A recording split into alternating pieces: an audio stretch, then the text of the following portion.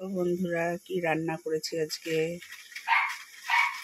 দেখো। পাঁপড় ভাজা, দেখো এগুলো পকোড়া করেছি।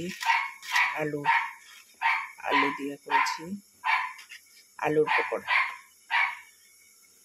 আর এইদিকে দেখো কি আছে, পালং শাকের তরকারি, মাছ ভাজা, ছিম ভাজা। আর এইখানে আছে ডাল।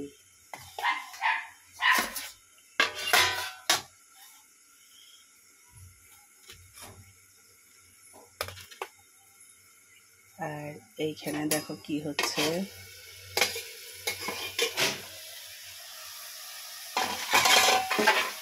শাক ভাজা।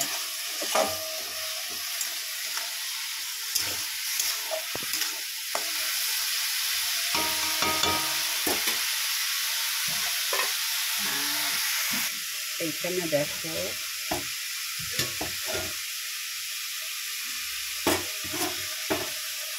মাছ, আলু দিয়ে, বেগুন দিয়ে, বড়ি দিয়ে মাছ।